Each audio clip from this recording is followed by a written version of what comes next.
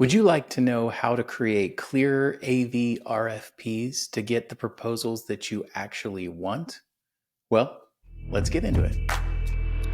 Welcome to the Event Pro Show, your ultimate guide to the world of corporate events.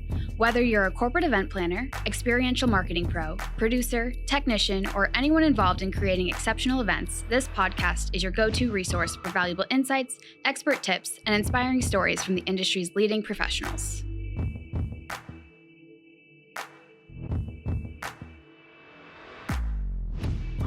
Well, thank you for joining us on the Event Pro Show. I am your host, Seth Macchi. I'm the CEO of LEMG. We're an event production company based in Charlotte, North Carolina, and we produce corporate events all over the country, and we primarily work with event planners. And so we wanted to create a 5-part series called the AV Advantage to help event planners work more seamlessly with their AV providers. So you're joining us on part 3. If you have missed our episodes, you can find part 1 and 2 at theeventproshow.com or join from wherever you joined us for this episode. But on the last episode, I talked about how giving more time to allow for early planning with your AV partner equals better pricing, better techs, better execution. You know, who doesn't want that? And so that's what we talked about last time. But today's goal, we are going to talk to you as the planner on how to get the proposal that you actually want by writing clear RFPs. I think this is one thing through the years of working with clients, and they request a proposal, and they end up, if they're not clear enough in their RFP, they end up with a folder full of proposals that are not apples to apples comparisons. And so them and their team are wasting precious planning time trying to figure out, okay, is this vendor working on an 8-hour day or a 10-hour day, and what are these fees, and how are they addressing this, and why isn't this included in this one, but it is included in this one? And so the more specificity that you can add in your RFP, it actually saves time for you when you're evaluating your vendors. And I know a lot of you know this, but I wanted to share with you from an AV perspective how you could write clearer RFPs. And so let's talk about what most planners, or even some planners, forget to include in their AV RFPs. Let's talk first about baseline needs versus enhancements and how to break those out. And what I mean by baseline needs is when you were given the mandate to create an event, what is the baseline requirement of that event? And let's walk through that. So baseline needs are, first you start with what I like to call the basics, the most obvious things, which is interesting if they're not included because they seem most obvious to me, but sometimes they're not. So event dates, let's get that down, pin down the exact dates, including any setup or rehearsal dates. That's super important. Venue details. If you are not going to include your AV provider in your site surveys and picking the venue, which we talk about in earlier episodes, but if you're not going to, just the name of the venue, its location, specify the exact rooms and spaces in use. You can provide links to the venue website, or at least the name of the spaces so the vendor can do their research. The event name and the client. Be precise about how the event should be referred to in the documents.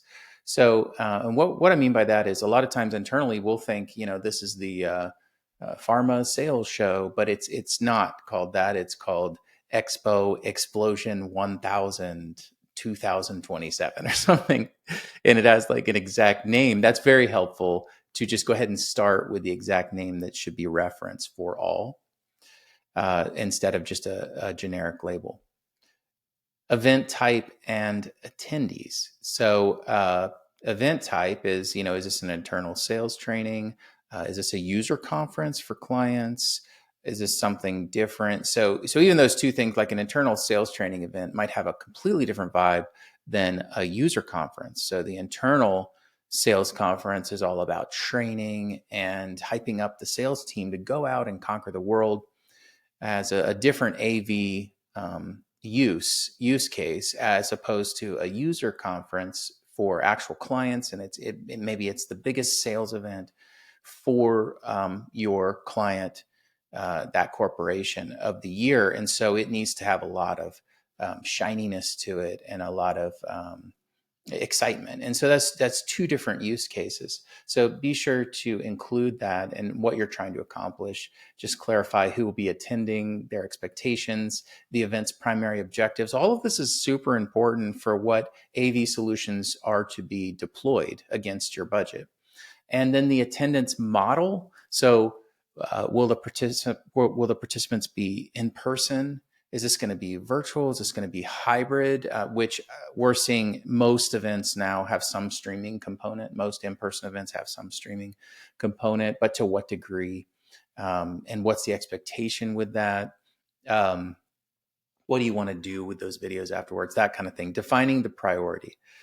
Is the in-room energy most important, or is the global virtual experience the focus? And that is a really big deal. Sometimes some clients are doing an in-room experience of maybe 100 people, but they have a global audience of 5,000. Well, there's a priority on the 5,000 that are joining virtually, as opposed to the 100 in-house. So another baseline need area then is the technical. So then you get into addressing things like audio. How many people need to hear? How many people in the spaces need to hear? And are there any special considerations?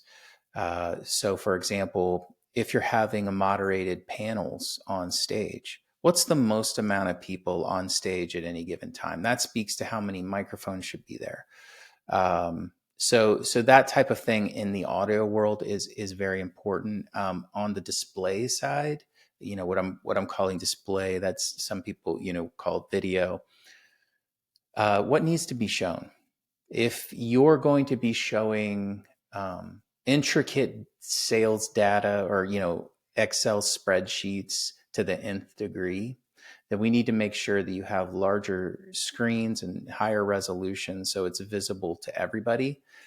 If the focus is on just dynamic visuals for like an award show, that kind of changes the approach, where we can do some different things, but maybe it's not about seeing super detailed numbers. Maybe it's more about being flashy, and you can have different options there.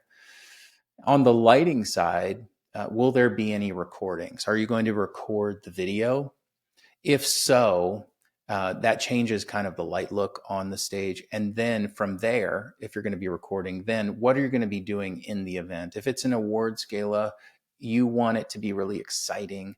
If it's just a training event, you might stop at the lighting just for the recording, just because you don't need too much splashiness to it. If you're going to have live performers, maybe you're bringing in a band at the end of the night, that changes how the lighting design is. So these types of things change, and they're necessary to know from a lighting design perspective. And then on the technical staff side, if you know this, if you don't know this, it's okay. But if you know the technical staff side, identify key team members that you'll need. So I need a technical director. I need a show caller, so that we can keep the show running smoothly and on schedule. I know that I need an A2 that is great with executives. I'm going to have a lot of executives backstage. They're going to be mic'd up, a lot of talent back there. So I need a real pro that's dedicated to doing that type of a thing. I need a stage manager because we have a lot of movements backstage, several green rooms. And that I know that I'm going to need a stage manager. That was the key before. So define those people for you. And even if you don't know all the staffing details, spotlight roles critical to your event's flow from your previous experience or what you're anticipating. And then the last baseline technical thing would be presentation support. If last minute slide changes are likely, just go ahead and note this up front so that we can plan to have dedicated support staff right there as you're dealing with all your graphics and your slides, and you can make real-time changes and work through rehearsals, making changes, those types of things. So I want to pause for a second.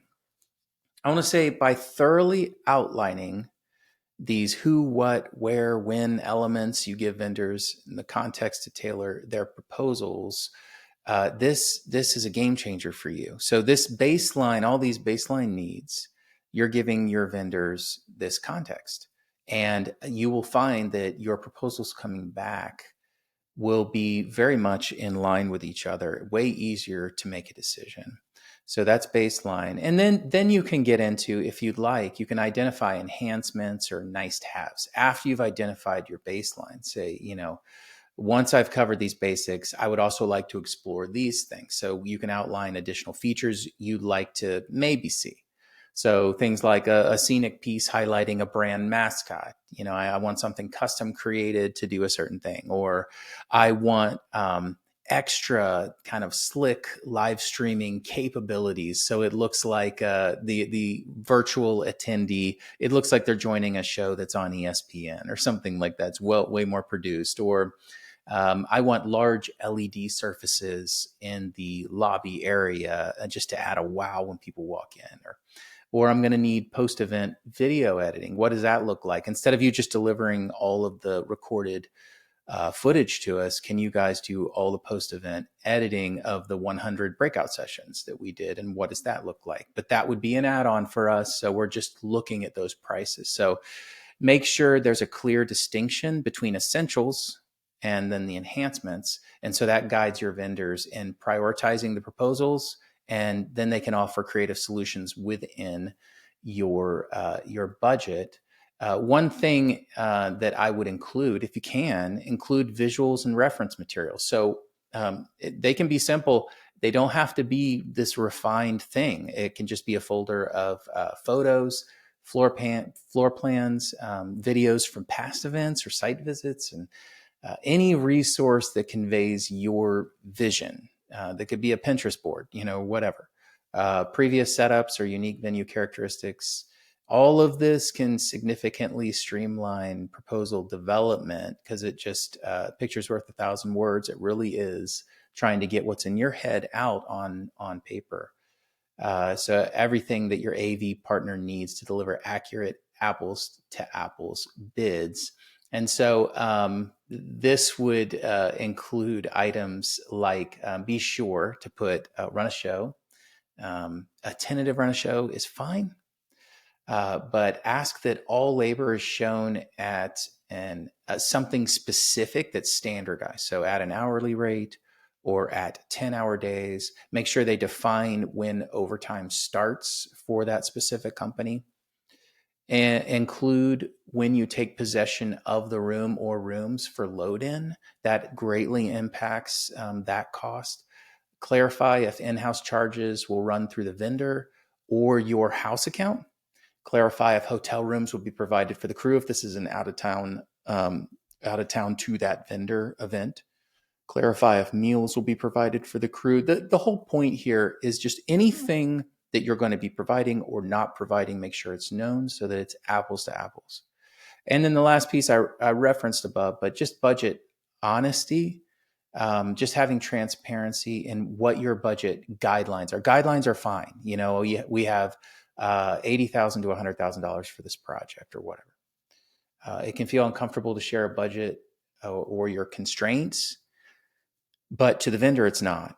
Because by doing so, it allows your vendors to respond realistically. If you just say, I want to do this show, it's 5 days long, there's going to be 500 people, go. You're going to get pricing that ranges dramatically. But the more detail you can give, especially budget guidance, everything gets really realistic in what you're getting back. So rather than squeezing every dollar out of you, an experienced partner will propose solutions within your specified range, making the process more efficient for both parties. And really, that's the point here. The more detail you can provide along a structure like this saves your AV vendor a lot of time. And then in turn, you get pricing back from multiple vendors that save you time, because you can just go through and choose the one that feels best for you. So I hope that was helpful. Join us in part 4 of the AV Advantage. what your AV partner wishes you'd ask. And we thank you for joining us on the Event Pro Show. We have an episode every week coming out. Every other week, it'll be tips that are more specific to AV. And then the alternate every other week, I have a guest, one of my friends in the corporate event space that does something that touches corporate events. It's just someone that I think that you should know and hear their story. Those episodes are a lot of fun too. If you need an AV provider for your next corporate event, please reach out to us at lemg.live. In the meantime, I hope you have a wonderful week, and we'll see you on the next one. Thanks so much. The Event Pro Show is a production of LEMG, video by Nick Barrett, audio and post-production by Prince Thompson. You can learn more about us at lemg.live.